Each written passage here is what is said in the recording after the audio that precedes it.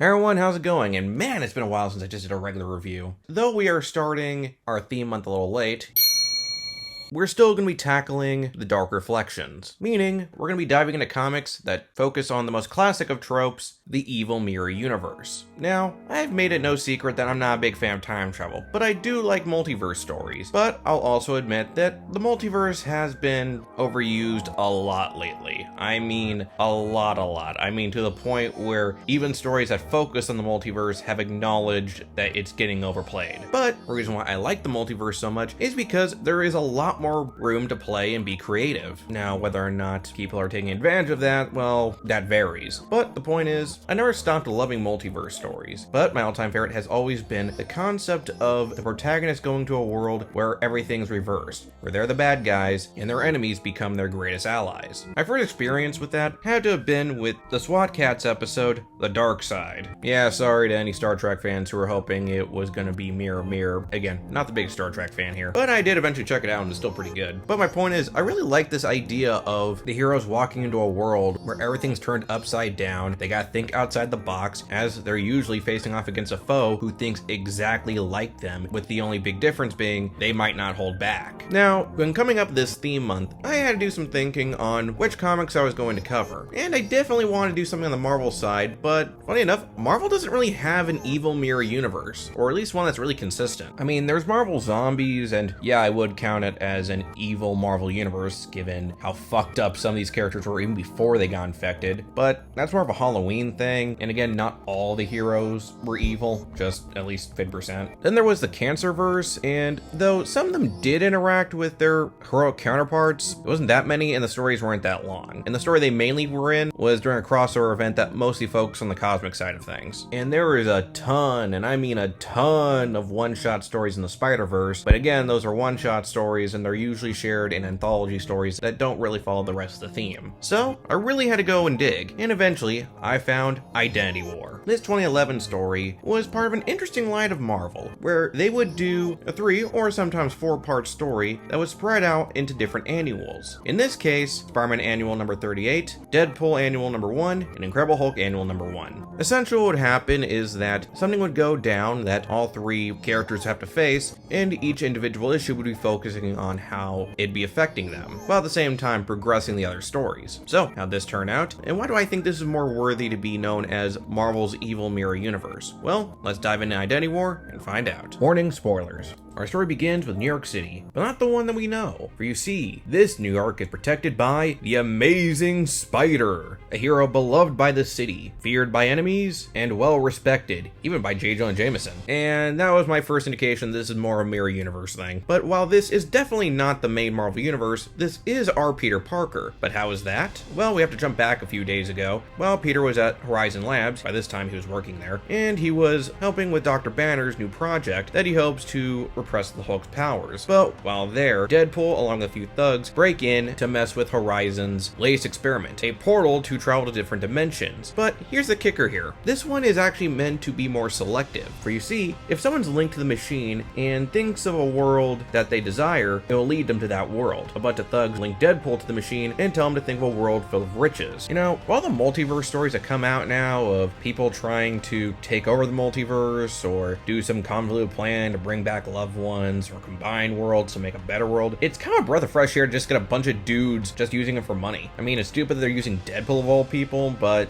still. Of course, this leads to a fight with Spidey and the Hulk, but something seemingly goes haywire, and the 3 wind up in a new universe, where they're met by the Spider. But he's badly injured, and Peter, feeling bad, decides that while trying to find a way home, he would take his place. And at first, things are going pretty good. As I said, the people love him, he has his own Batman-esque cave, and some villains even just straight up surrender just by the sight of him, like Rhino, because this is a dude who's taken on Galactus and won. God damn, this Spider's amazing. Tish. Hell, money's not even a problem for this Peter, as he's a billionaire. Gwen Stacy's even alive and his secretary, though she's weirdly cold to him. And it gets a little weirder when Peter finds a bunch of files and pictures of other Ultimate Spider-Man, long before the two ever met. Peter was going to investigate further, but then gets distracted when he sees a picture of Uncle Ben, a picture that is dated just recently. When he goes to see him, Ben already knows that he's an alternate universe Peter. He said that his Peter is fully healed and back on his feet, meaning that he'll no longer have to go around and pose as him. Peter doesn't mind and is just happy to see Uncle Ben again, and at first, the chat's pretty sweet, where Ben tells Peter that yes, much like in his universe, Ben was shot, but the bullet just missed his heart by an inch. So he got to live on and guide his Peter as he was learning his new powers. At first, Peter loved hearing about this, until Ben mentions something a little weird. He says that with great power comes a great responsibility to stay powerful, in which, yeah, you can kind of guess where this is going. It gets even weirder when May offers him tea, and she's clearly not comfortable. Her hands are shaking. Ben shakes it off by saying that she's never been comfortable with Peter with powers, but she still loves him in a distance. When Peter tries to talk about MJ and Gwen, Ben starts ranting about how they're essentially gold diggers, and before Peter could really say anything, he starts feeling woozy. Yeah, the tea was drugged. Peter wakes up, and we learn the horrible truth of the spider and why he's so powerful. Yeah, he's a serial killer. He looks through the multiverse to look for other Spider-Men, causes an accident, eventually drugs them knowing that they'll all go and see Ben, take them to his cave, and then drain them of their powers, killing them. Though, to him, he's absorbing them. So it's not murder, they're becoming a part of him. Of course, Peter doesn't buy that, and though he's trying to talk to him, Uncle Ben tells him no, he must stay powerful, and to do so, they must do these horrific things. The ends justified the means and all that. This, of course, leads to an insane fight. Peter ends up eventually talking his insane counterpart into not killing him, but Ben, refusing to give up, takes the devices they use to drain the Spider-Man and lunges at Peter. But the spider pushes Peter out of the way, sacrificing himself and letting him get killed by Ben. Ben is completely destroyed, knowing that he just killed his nephew, and Peter leaves dejected and shocked. He still plans to find his way back home, and he will still be posing as a spider since, with his fame, it gives him easy access to technologies. But when he tries to talk to the others, well, Deadpool seems to be going pretty good, as he's made a new friend, a version of him that sports green and goes by the name Death Wish. Fun fact, Deadpool actually got his name from the Clint Eastwood film, The Deadpool. Death Wish here is a fun callback to this, as his name comes from the Charles Bronson film of the same name. And Bruce Banner, for some reason, can't turn into the Hulk. But back to Deadpool. Yeah, he's having fun with his new counterpart, frolicking, causing all sorts of hijinks, and getting into fights. Though Deadpool notices that Death Wish, for some reason, doesn't heal from his wounds. Deadpool asks why that's the case, since most Wade Wilsons do that, and then that's when Death Wish reveals he's not Wade Wilson. Then who is? Well, we meet him in the form of Death Mask, a version of Deadpool who became a great and powerful supervillain after undergoing an experimental surgery that, though took away his healing factor, granted him super intelligence. And as for who Death Wish was, well, before he was burned to a crisp by Death Mask, he was Victor Von Doom. Apparently the Fantastic Four disbanded after the Amazing Spider beat Galactus. In fact, Reed was the one that performed the surgery. I'm not sure why he would do this, since before Wade went crazy and has powers, he was actually a pretty dangerous man with great intelligence. Hell, arguably he still is. So, kind of makes you wonder why Reed would do that, but whatever. Maybe in this universe, he's more in it for the money. After the Fantastic Four split, Dr. Doom snapped, gave up his empire, and Wade came in and stole it all. Hence why he wears a Deadpool version of Doom's costume. Wade, pissed off that this version of him killed his newest buddy, decides to take revenge and go to war with Death Mask. How'll this turn out? Why is Bruce Banner unable to turn into the Hulk? How did this universe of Bruce Banner become Sorcerer Supreme? What other horrible twists await the heroes? And how exactly did this lead to the creation of Ghost Spider? Well, you're gonna have to read to find out. This story is pretty fun, and I do believe that this would be a solid Evil Mirror universe, as, yeah, the heroes here, though some are still seen as heroes, did some pretty shady stuff, and clearly would continue to do selfish acts if it wasn't for the interference of the main characters. And, well, I won't spoil what happens in Hulk's story, but it's pretty fucking metal. Like, I'm talking Doom levels of coolness. The story was written by John Layman, and overall he's pretty good, though somehow, despite the fact that it's only 3 issues and he's the only writer in this book, he somehow contradicts himself in some places. Like, Rhino telling Peter that the spider beat Galactus in the first part, but then the second part acting like he's never heard about this before. They don't really go into detail on how exactly the spider orchestrated all this. Like, we know that he planned for all this to go down, but he seemed to know exactly what Wade was going to do when it came to hooking up the machine, since during the accident, Peter does see Deathwish also hooked up the machine. So did he contact the thugs to make sure that they both did at the same time, or was he spying on them, realized what was happening, and just hired Deathwish to lie down with a machine hooked to his head? Also, I was kind of bummed out we didn't get to see some other characters in this universe. Like, I would have dug to see what Iron Man's like in this universe, or what are the Fantastic Four members like now with the team disbanded, or even some variants of classic Spider-Man villains. Does the Spider have a Venom? Do they have a Sinister Six?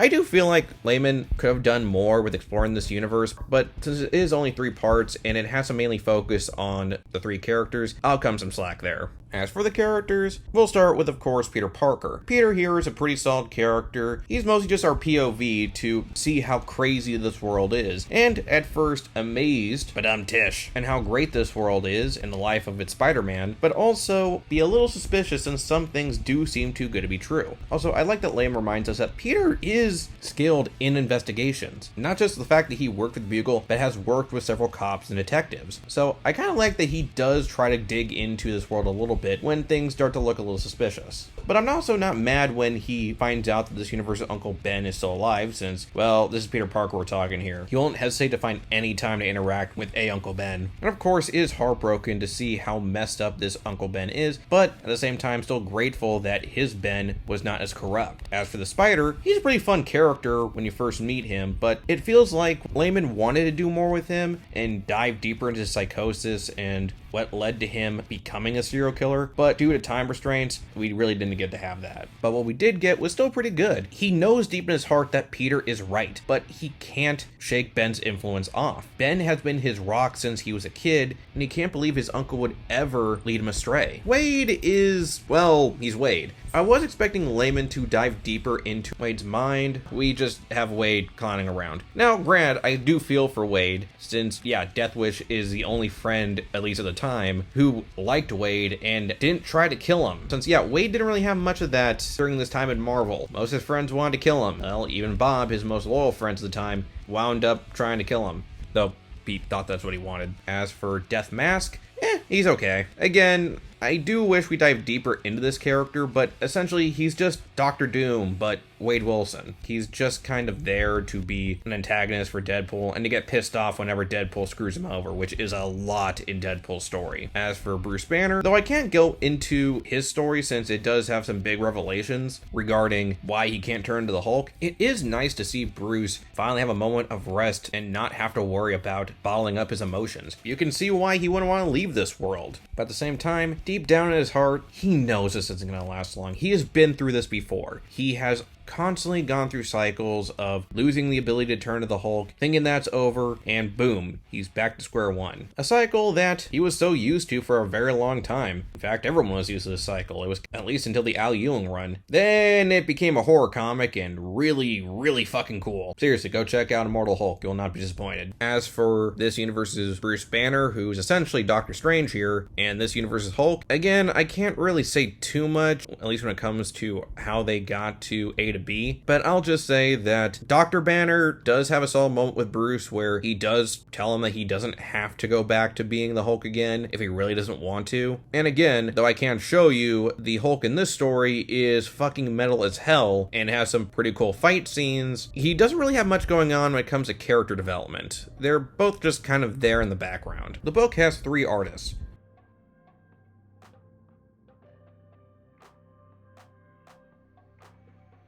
Lee Garbett, who does Peter's story, is pretty damn good. You can tell that he had tons of fun designing all the alternate Spider-Man costumes that we see in this story, and the character expressions are pretty on point, though I have to say that Peter out of the masks looks a little bit too much like Bruce, so sometimes I kind of mix the two up a little bit in here, and the colors by Fabio Diaria are a little dull, like could have saturated it just a little bit. I mean, this is a Spider-Man story, not a wannabe Zack Snyder film. Like, the colors are just way too muted here for a story that's supposed to trick you into thinking that this is supposed to be a light adventure story that has a dark turn. Like, if it was doing this at the end when it's revealed that the spider's a serial killer, then okay, that makes sense. The happiness is over, now for the serious crap. But no, it's for like the entire story, so it just kind of feels weird. I don't know, maybe they were trying to go for the whole, oh, this looks happy, but the colors are hinting to you that something's off and there is a greater threat coming down. But I don't know, that's just me guessing. Hell, he does the color for all 3 stories, and honestly, it only really worked for the Hulk story. The Deadpool story also doesn't really work, though, to be honest here, I also don't care for the art in Deadpool story either, by Wan Do, who makes the characters way too freaking beefy. Like, they look like parodies of 90s comic book characters with really muscular bodies, but very tiny heads. It's also kind of inconsistent too with that, because sometimes the proportions look a little bit better, and then sometimes it looks incredibly goofy. Al Bonovio, and I'm sorry if I butchered that name, he does the art for Hulk story, and probably had the most fun out of everybody, especially when it comes to the depiction of hell here. Again, there's some doom shit that goes down in this story, and clearly had fun drawing the fight scenes, but again, sometimes the proportions would get a little weird, like sometimes Hulk's forehead would almost look like a Frankenstein head, and the facial expressions would be very dull surprise sometimes. But that only happened a few times in this story, not to the point where it really distracted me, just something I noticed. On a whole, Identity War is not the best take on the evil mirror universe, but definitely has a unique premise. The idea that the world started very similar, where the heroes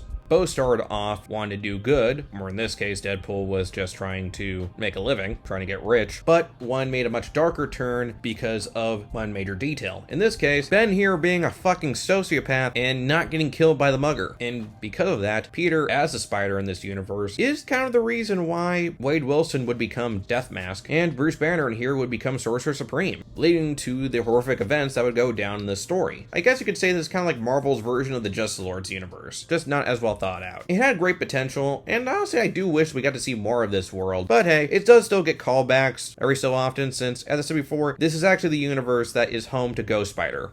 No, there we go. Anyway, if you're just looking for a quick read with a fun premise that you can just turn off your brain and enjoy, this isn't a bad one to pick. Thanks for watching. Like, share, subscribe, hit the notification bell for updates. Follow me on Blue Sky. Next time, we're going to be diving into another mirror universe that is a lot less subtle when it comes to being the opposite of its heroic counterpart, as we shatter the glass mirror and see a fractured version of the Transformers. Later.